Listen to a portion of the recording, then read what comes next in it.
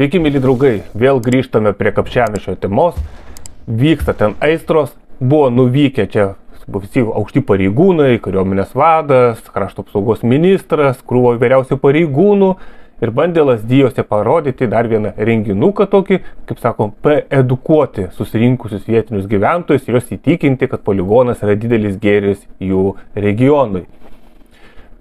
Problema, kaip ir sakiau, buvo salė Lazdijose, jie yra apie 400 vietų. Tų vietų vėl akivaizdžiai nelabai užteko, salė buvo sausakimša, žmonių, kurie domisi šio klausimu, yra daug. Na ir vėl nesugebėjo užtikrinti normalaus įgarsinimo, įgarsinimas vėlgi buvo blogas, įgarsinimas iš kur sėdėjo patys pareigūnai, tai buvo geras, kur iš salės toks specifinis, laksi berniukas su mikrofonu, vėlgi organizuotumas buvo toks specifinis, taip atsainiai pažiūrėta. Toliau atsainus požiūris buvo tame, kad visa ta delegacija į susirinkimą vėlavo. Nuo pusvalandžio iki valandos trukmės jie vėlavo atvykti tą susirinkimą. Ir nereikia teisintis, kad blogi orai, o orai ir tai buvo prieš tai nekokie. Anksčiau išvažiuok, anksčiau nuvažiuok, bet nevėluok. Nes vėlavimas vėlgi parodo požiūrį žmonės. Šimtai žmonių susirinkę turėjo laukti, kol ponai iš Vilniaus suvažiuos ir vietiniams paaiškins, ką jie planuoja daryti su jų gyvenamosiom vietom, sodybom ir gimtinėmis. Toliau pats buvo himno giedojimas. Pats himno giedojimas viskas atrodo kaip ir normalu būtų, bet problema tame, kad jie himno giedojimą padarė kaip tam tikrą provokacinį spektaklį. Štai va, žmonės atsistojo, ten aš žiūrėjau visą tą vaizdo įrašą, kaip rodė 2 valandų 20 minučių trukmės, aš jį visą vakar peržiūrėjau, susikarpiau detaliai. Viskas pasakė himnas, žmonės atsistojo ir jie ten vieni giedojo, kiti negiedojo, bet tai yra normalu, nes ne visi žino žodžius galbūt. Aišku, tai nėra garbingas pasiteisinimas, kad žmogus nežino žodžius, bet gali tai būti. Kitas dalykas, gal jis nemoka dainuoti, klausos neturi, balso neturi. Tai esminis dalykas per himną yra tai, kad žmogus tiesiog atsistoja ir tiesiog parodo bendrą tą pagarbą. Tačiau jie stebėjo, kas kur tenais nosį pasikrapštė, kas kur ne taip greitai atsistojo, kas ne taip pagėdojo. Ir štai va pravaldiška TV3 melasklaidą, kur yra valdoma užsienio valstybių agentų, štai ką jie parodė apie tos žmonės. Nemažai čia susirinkusių teigia esantis Lietuvos patriotai ir norintis apsaugoti Kapčiamiesčio pušaitės nuo kirtimų. Ir kodėl poligono neįmanoma patraukti nuo Kapčiamiesčio girios link lygumų, kurios yra prie to paties, apie 80 km. Tačiau pradžioje susitikimo paprašius atsistoti ir sugiedoti Lietuvos himną pasigirsta replikos. Prašau atsistoti ir išklausyti Lietuvos Respublikos himną, tautišką giesmę. Nemažai tautiškos giesmės ir negiedojo. O iš tikrųjų žmonės atsistojo ir aš iškirpau irgi epizodą, kurie kuo puikiausiai atsistojo ir visi, kas kaip sugebėdami, giedojo tą himną.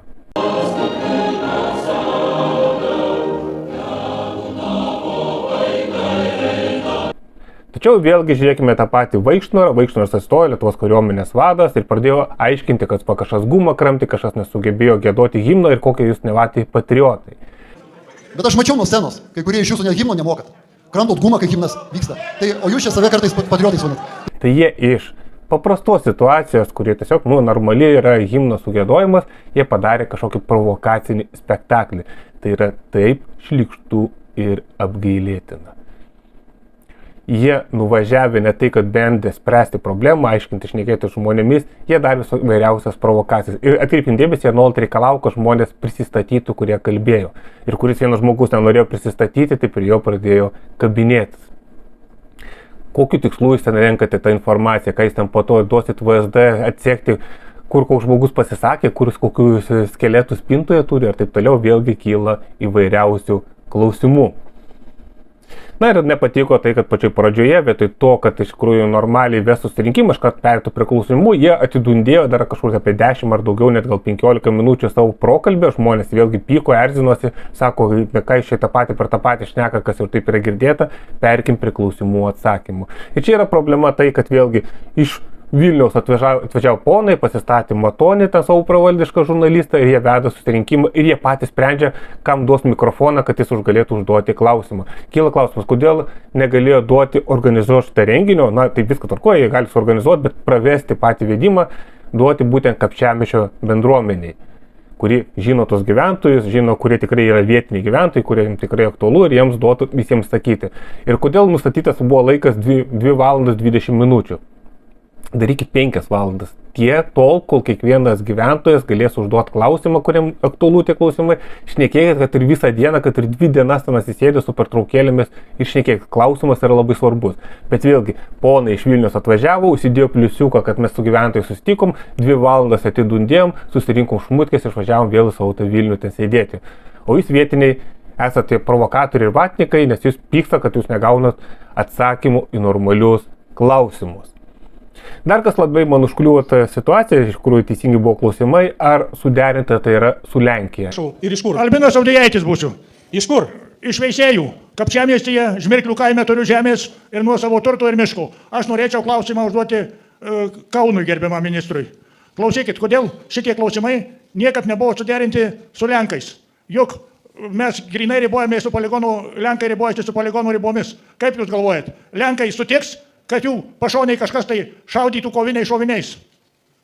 Nes poligonas baigėsi kažkur 500 metrų iki Lenkijos sienos ir kaip tik buvo į tas rinkimą atvykusi iš Lenkijos vieno kaimo atstovė seniūnė ir kuri sako, kad jokios informacijos apie poligoną jie neturi. Jie kreipėsi į savo valdžios atstovybę, į Augustavą, kaip supratau, į Varšuvą kreipėsi ir jau ten kyla vėlgi tam tikras netgi šioks toks diplomatinis skandalas.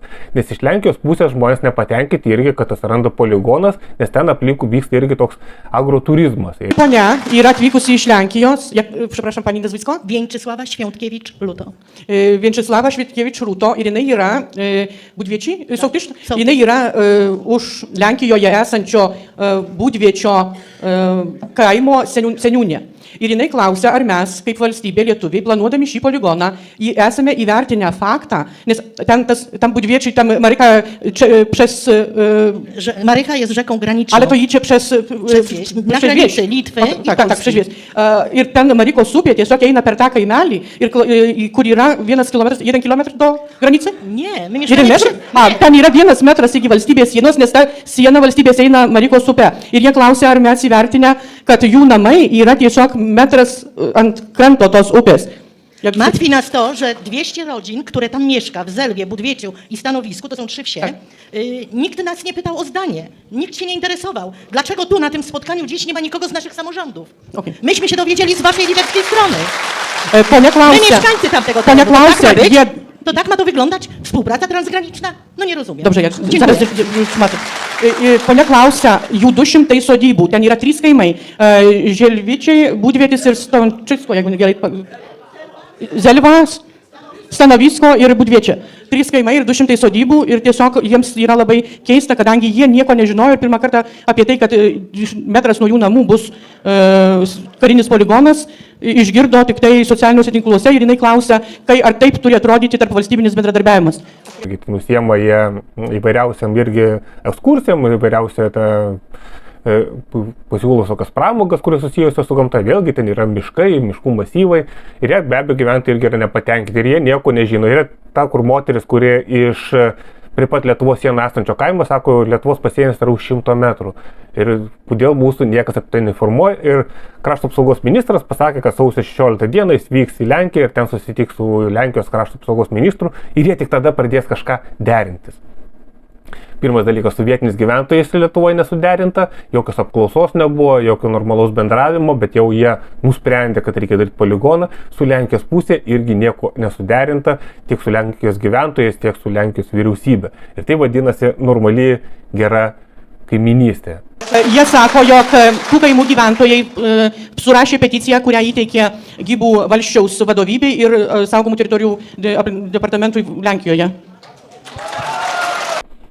Cirkas absoliutus. Kaip ir minėjau, kariuomenės vadas Raimundas Vaikšnoras elgėsi provokatoriškai, žmonių klausimus replikuodavo, vaipėsi, visokias grimasas darė, kaip jūs kažko klausys, kaip jūs kažko nesuprantate. Turime pasirinkti, ar bučiuosim okupantams batus, ar būsim pasiruošę gintis. Pasistatykit, prašau. Tai jūs išklausysit ar ne? Ar jums čia neįdomu visai? Aš pabandysiu gal atsakyti tam piliečiui Lietuvos, kur neįvardė, iš kur jis yra atvykęs. Tai žiūrėkit, tai duokit pasakyti. Jūs truputį, manau, jūs įsiklausykit, kas yra sakoma. Aš bandžiau lygiai paaiškinti, kodėl būtent šita vieta yra geriausiai tinkanti. Atsiprašyt už ką. Žiūrėkit, provokacijas gal į šoną. Žiūrėkit, jeigu jūs girdėjot mano pasisakymus, niekas nieko nevadino vatniu ir jūs iškraipo tos žodžius. Na jau. Tai parodykit. Tai gerai, atsukit, galėsim po šito diskusijos, man parodysit, ką aš pasakiau ir aš tada galėsiu parodyti. Žiūrėkit, mylėjai, dzukeliai, visi suprantam, kokioje situacijoje esam. Ir kad yra šiek tiek burbulų, kad kažkas naudojasi, jumis naudojasi blogio jėgos, norėdami sukiršinti visuomenę. Tai mylėjai, tai aš kviečiu visus šituo jautriu klausimu diskutuoti, ieškoti kompromisų, sprendimų. Nu va, vėl šaukėt, nu va, matot, kokie jūs. Jums visai neįdomu, ką mes čia šnekam. Jūs esate čia užsivedę ir norite kažko tai, kaip sakant, provokacijas padaryti. Tai aš pasiruošęs atsakinėti į klausimus, jokių būdų, nei vienas iš jūsų nebuvo pavadintas kažkaip tai blogai. Jie buvo pavadintos tik tai blogo jėgos. O jau kas jos yra, jūs atsirinkit, jūs protingi žmonės. Apskritai jo elgesys man kelia daug klausimų dėl jo profesionalumo ir adekvatumo. Štai yra 3 epizodai, kuriuos aš noriu parodyti apie tą Raimundą Vaikšnorą, kuris atvykęs į Lazdijus elgėsi gana neadekvačiai. Pirmas visai neseniai, 6 dienų, tai sausio 13 Lietuva mini, ir štai Vaikšnoras pasakė, kad jis kažkokius tai Molotovo kokteilius mėtė, nepataikė, dabar pataikytų geriau. Limais pasidalino ir kariuomenės vadas. Jam tuomet buvo 20, rankose tik Molotovo kokteiliai. Mečiau, bet jaučiu širdimi, kad galėjau geriau, reiškia. Dabar geriau pataikytum. Bet aišku, pats svarbiausia pats faktas. Aš neužfiksavau, kad per sausio įvykius iš Lietuvos pusės kažkas naudotų Molotovo kokteilius. Tai ką tai reiškia? Arba jis kažką fantazuoja, arba buvo užsiimama kažkokia provokatoriška veikla, apie kurią dar istorijoje niekas neprašyta yra. Nes būtent sausio tie įvykiai visą laiką būdavo iš Lietuvos pusės pabrėžiama, kad tai yra nesmurtinis pasipriešinimas, kad stengiamės kaip tik išvengti vairiausių provokacijų. Tai ką pasirodo, Vaikšnoras pripažįsta, kad jis kažkokiam provokacijom užsiiminėjo, mėtė Molotovo kokteilius, provokavo kažkokius kareivius, kad būtų kiek įmanoma daugiau kraujo, ir netgi tie jo pasisakymai su pergalė. Sausio 13 diena pergalė, sausio 13 diena yra gedulas, nes žuvo žmonės. Kokia jiems čia yra pergalė, kas jų galvose darosi. Toliau yra dar vienas susitikimas, čia gal buvo prieš kokius metus laiko, tokie provaldiški humoristai darė laidelę, aš nekėjau apie politiką, uždavinėjau tokias kvailus klausimus, ir štai Vaikšnoro atsakymas, ką jie planuoja daryti su Kaliningrado sritimi. Tai pats Baltijos jūros dabar tapimas jo vidinė jūra, NATO jūra, turbūt ten rusai pridėjo į kelnes yra ir dar turbūt deda kiekvieną dieną. Bet jeigu tai realiai tapo NATO ežeru, ar tai iš tikrųjų nebus galimybės, ar tai bus kaip Dunkirko situacija, ar kur galės vykti prekių žmonių gabenimas iš Lietuvos į ten į Švediją ar kažkur kitur? Kaip aš minėjau, tie Kaliningrade esantis jų pajėgumai, jie per NATO pratybas kiekvieną kartą yra treniruojamas jų sunaikinimas. Ir kiekvieną kartą, ypatingai su naujų platformų, tokių kaip F-35, jau įdiegimas į ginkluotę vakarų šalių vis sutrumpina tą laiką. Tai vienu žodžiu galiu pasakyti, kad tai galbūt ne valandų, bet kelių dienų tik tai klausimas, kaip ten bus sutraškyta viskas, ten nieko nebeliks, todėl grėsmės neliks. Ir nereikia trauktis, reikia pulti. Jūs įsivaizduojate, kaip tai atrodo? Lietuvos kariuomenės vadas viešai kalba tokius dalykus. Galbūt taip yra kažkokie planai, galbūt kažkokie privačioje erdvėje tu ten gali kažką šnekėti, bet tu išeis į viešumą tokį dalyką šneki. Ir po to eini daryti Kapčiamiesčio poligoną, kuris yra netoli Baltarusijos, netoli Rusijos sienos, ir sakai, kad mes čia planuojam Kaliningrado sieną sudaužyti. Tai yra provokatoriškos kalbos, tu negali tokių dalykų viešai sakyti.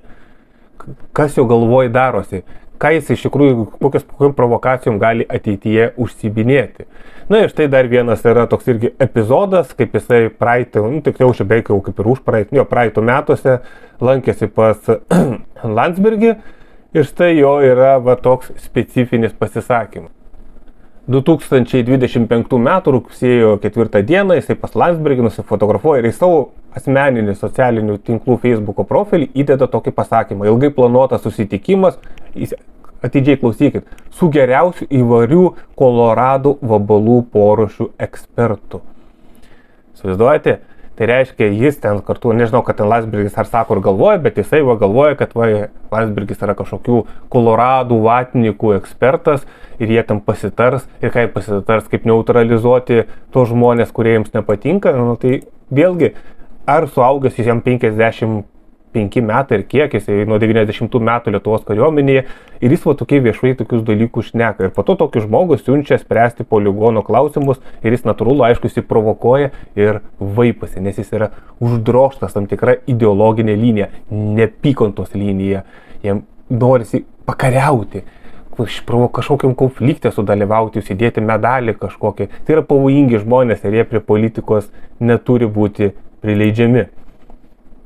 Toliau įdomus tokia toks buvo epizodas, kai Orlauskas uždavė klausimus ir uždavė gana taiklius klausimus. Lentelę matot puikiai, ten pasižiūrėkite, aš manau, kad jūs ją galite pasižiūrėti, parašyta Lietuva 33 480 hektarų turi plotų poligonų.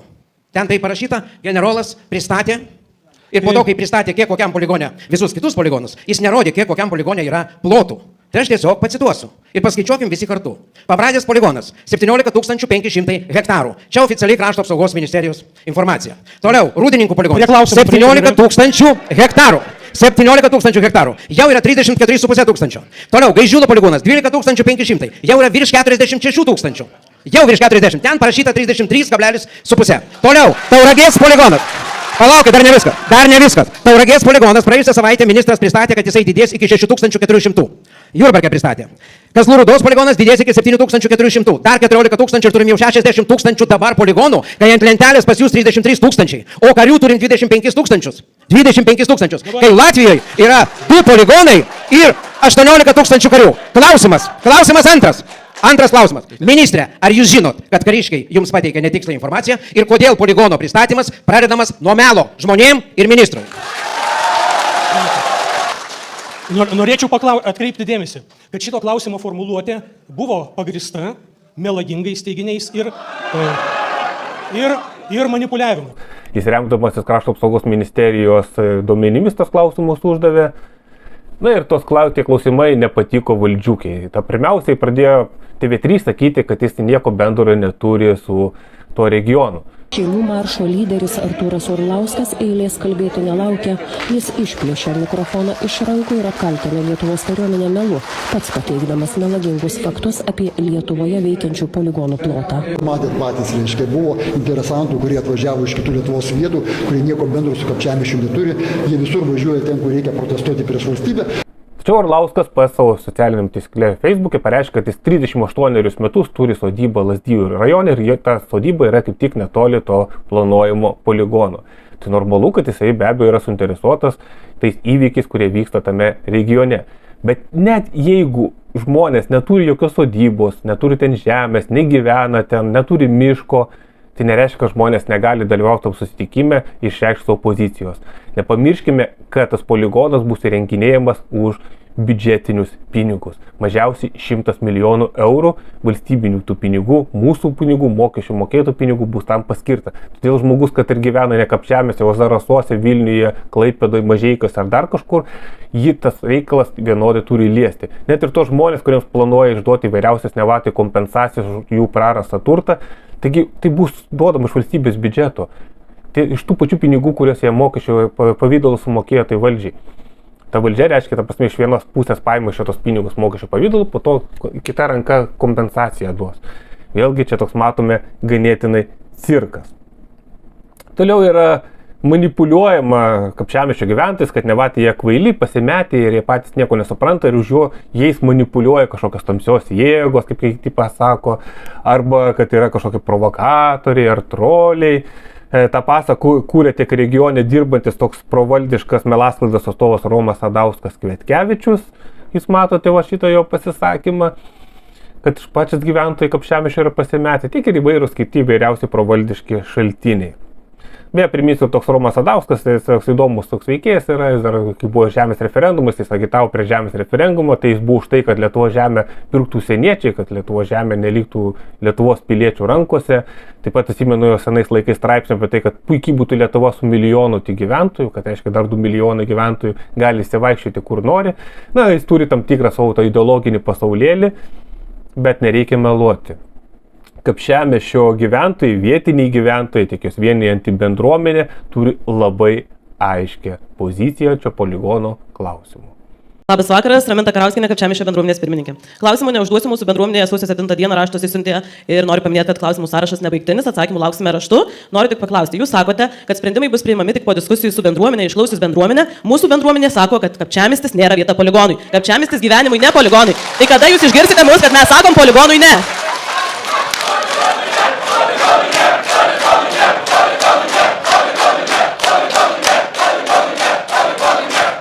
Ačiū. Jie sako, jokio poligono. Ir normalu, kad jie pyksta, kai negauna atsakymų į normalius, adekvačius jų užduodamus klausimus. kaip žmonėms reikės gyventi už to 150 metrų, kada bus šaudoma koviniais pabūklais, tai gaubicom, tankais, tai nebus su kažkokiais duslintuvais ar panašiai. Tuo labiau dar yra ornitologinis draustinis už 300 metrų, kurį saugo irgi labai. Tai kaip jūs įsivaizduojat, perės paukščiai ten arba kituose draustiniuose, kaip čia sako, medžioklė vyks. Kokia ten medžioklė, ten žvėrių nebus, jie visi bus išbėgę. Dar kai vyko diskusijos, man keistai, suprantat, mums kažkada aiškino, mes norėjom atsistatyti sodybą ant ežero kranto, pasakė, kad negalima, kadangi ten yra baliniai vėžliai panašiai. Dabar, kaip uždavėm šitą klausimą, kažkodėl gamtininkai neparašo, nesąmonė, ten nėra jokių vėžlių, ten nėra jokių, suprantat, kurtinių. Tai labai įdomiai vyksta, suprantat, jeigu mes tik tai užduodam šitokius klausimus, ponas Vaišnoras mus pavadina, suprantat, užsienio žvalgybos kažkokiais, suprantat, agentais ar panašiai. Atsakė, žmonėm jūs neduodat jokių paaiškinimų, jūs dabar čia tik tai kažką papasakojot apie Katulską ir panašiai, o konkretumo nieko nėra. Ir žmonės tarp savęs bando įsiaiškinti, kas tą išgirdo, jūs viską šitą sekat, tai paskiau priešinat žmonės, vienus vadinat kažkokiais vatnikais, kurie nori savo turtą apginti. Aš noriu dar priminti vieną dalyką, kaip patriotiškumą noriu išugdyti iš mūsų. Koks čia gali būti patriotiškumas, jeigu mane antrą kartą jau bus išvytas iš žemės? Mano seneliai buvo vieną kartą išvyti iš to žemės, dabar aš būsiu išvytas iš to žemės. Be to klausiau, Akuočių kaime Meteliuose, kur buvo rezervatas, buvo treniruojami Lenkų jaunieji kareiviai. Ką jie padarė iš miško? Jie sunaikino visą paklotę ir paliko patį didžiausią jauno miško iškirsto šiukšlyną. O ten buvo draustinis. Šiandien dienai mes kalbam ne tai, ką jūs padarysit, o tai, kad aplamai nebūtų kertami miškai ir girios. Mano tėvai augino tą mišką, mano tėvai sodino kiekvieną daigą. Mano tėvų dėka jis užaugo. Šiandien jūs ateinat perteklinis, šitas poligonas aplamai yra perteklinis. Mes turim 9 poligonus. Jo negalima arba statykit lygumoje, patraukit ir neviliokit žmonių pinigais. Ačiū labai. Viską galima nupirkti, nenupirkti Tėviškėje. Nereikia jų laikyti kvailiais, kad jie nesupranta, kas vyksta. Jie puikiai mato realią situaciją. Informacijos vis daugiau ir daugiau atsiranda, į kurią jie gali remtis, tačiau iš valdžios pusės eina toliau tas buldozeris. Ir baisiausia tame, kad valdžia, kuri turėtų žmonės atstovauti, juos ginti, padėti jiems, važiuoja buldozeriu. Štai buvo Ruginienės irgi toks pareiškimas naujausias. Premjerė Inga Ruginienė pabrėžia, poligonas gyvybiškai svarbus užtikrinant saugumą pietų Lietuvoje mat ribotųsi su Suvalkų koridoriumi, kuris nekartą įvardytas realiausiu Rusijos taikiniu, jei prasidėtų karas. Tokiu atveju Baltijos šalis būtų izoliuotos nuo likusios žemyninės NATO teritorijos. Čia jokių negali būti diskusijų ir abejonių. Tai nėra namo dažymo spalvos parinkimas, ar žalia, ar mėlyna, ar juoda. Tai yra saugumas ne tik mūsų gyventojų, bet ir taip pat ES. Ir čia įvairių banalių diskusijų, manau, tikrai neturėtų būti ir tas yra nepriimtina. Turime planus, turime labai rimtą nusiteikimą dėl atgrasimo priemonių ir mes nuosekliai to laikysimės. Rodo, mes nusprendėm ir mes padarysim. Ir nesvarbu, kad vietiniai gyventojai pyksta, kad kaimininių šalių gyventojai pyksta, kad kaimininė šalies valdžia irgi neinformuota, su jie nieko nesuderinta, bet jie tiesiog paims ir darys. Tai toks būtent provokatoriškas, toks idiotiškas iniciatyvumas, kuris tik dar labiau įkaitina visuomenę, dar labiau suskaldo visuomenę, vėlgi mėtami dideli pinigai, o rezultatas iš to koks. Ir šiausiai iš to rezultatas bus nulinis. Tačiau vilties, aišku, yra tame, kad žmonės remia jų bendruomenę, kai kurie Lazdijų rajono savivaldybės nariai, kurie kai kurios išduoda neblogus klausimus, išaiškia poziciją šio klausimu.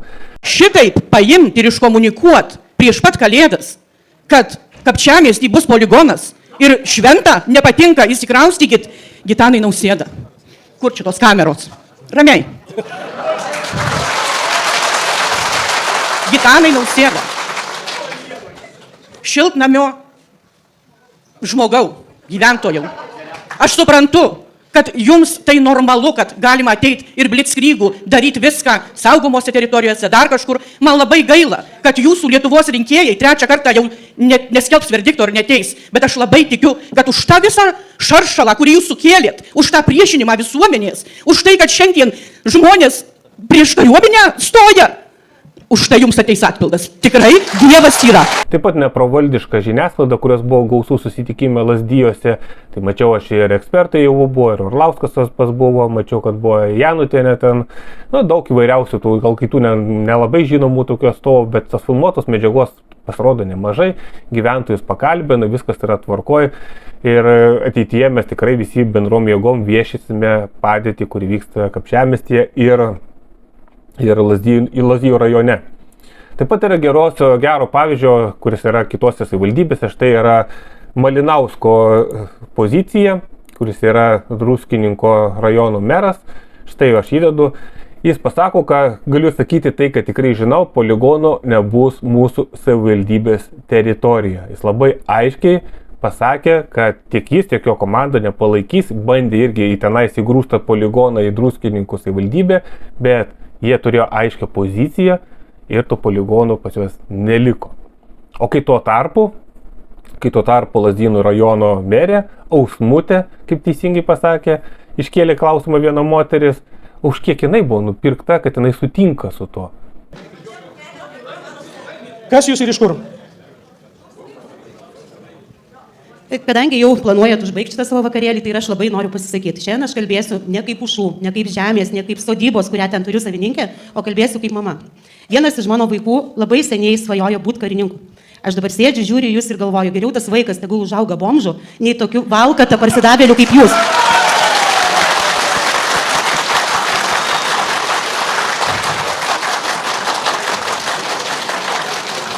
Ir iš karto paklausiu, kalbėjote apie poligonus, ten buvo svarstoma ten, ir čia buvo tinkamiausia vieta. Noriu paklausti, kiek už žodį ne sumokėjo Ausmutei, kad tas poligonas pas mus atsiras. Aš kalbėsiu, neimk mikrofono, nes aš kalbėsiu iki galo.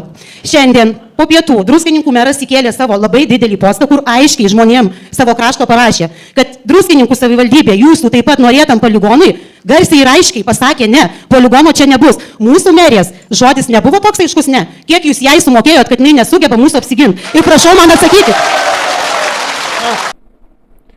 Nežinia, aišku, čia ar kas pirko ar nepirko, ar tiesiog, kadangi Skvernelio partijos nariai yra, jai tiesiog atėjo nurodymas iš valdžios, kad reikia užimti tokią poziciją, gal jinai nuoširdžiai tokią poziciją užėmus, kas čia žino, bet ar ta pozicija jos yra naudinga Kapčiamiesčiui, Lazdynų rajono gyventojams, klausimas atviras.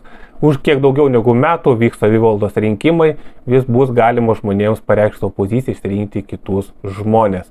Ir štai rodo kai kurie pavyzdžiai, tas pas Malinauskas, kitų savivaldybių būna merai arba tarybos, kaip galima iš tikrųjų tvarkytis net ir nebūnant Seime. Tiesiog reikia ruoštis savivaldos rinkimams.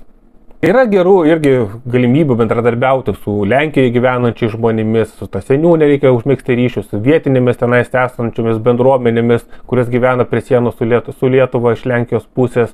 Reikia bendrauti ir bendradarbiauti. Reikia šitą klausimą kelti kiek įmanoma aukštesnėme lygmenyje. Ir štai vienas netgi grupėje Kapčiamiesčio poligonas buvo toks žmogus Česlovas Burba iškėlęs, tokių tikrai gerus pasiūlymus, kuriais verta tikrai svarstyti ir jais pasinaudoti. Pirmas, atidarykite tikslinę sąskaitą poligonų Kapčiamiesčiui ne. Žmonės ten po kažkiek eurų sumes, ten galbūt ta bendruomenė jinai galėtų valdyti tą sąskaitą, jinai periodiškai naudotų ataskaitą, kam jinai naudoja tos pinigus ir tikrai galėtume sumesti, kad tik jiems darytų filmavimus ten vietoje, galėtų organizuoti įvairias akcijas, samdytis teisininkus ir taip toliau.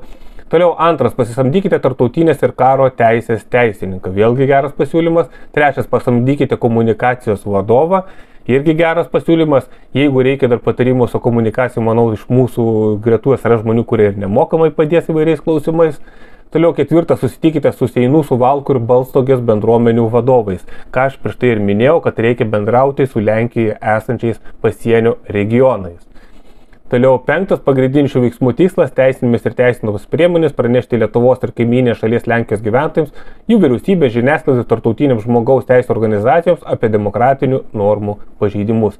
Taip yra daugelis įvairiausių tų teisinių priemonių, taikių priemonių, teisėtų priemonių, kurio būdų galima stabdyti šitą buldozerį.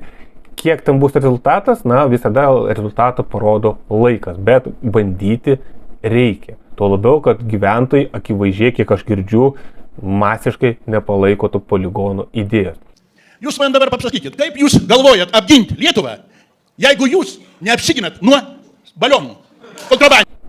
Ir šiaip, jeigu Lietuvoje veiktų normaliai ta demokratija, o nebūtų kažkoks fasadas tos demokratijos, tai turėtų vykti taip. Pavyzdžiui, kodėl LRT nerodė viso to susitikimo tiek iš Kapčiamiesčio, tiek iš Lazdijų. Tai yra provaldiška televizija, jinai mokesčių mokėtų pinigai išlaikomi. Tokius renginius jie turėtų rodyti, čia yra svarbus klausimai. Jie nerodė.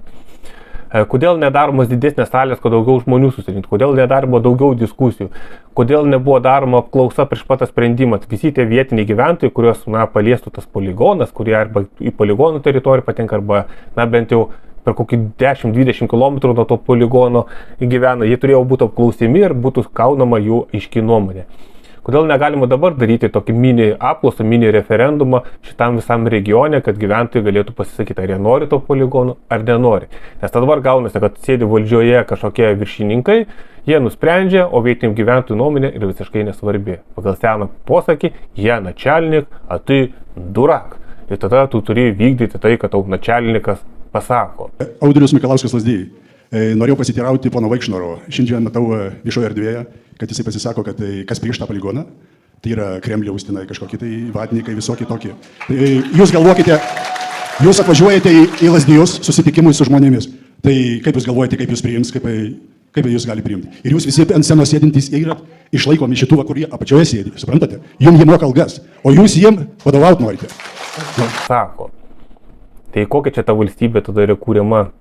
Valstybė tada traunas tokia autokratinė, autoritarinė, nes jie nusprendžia ir jie darys.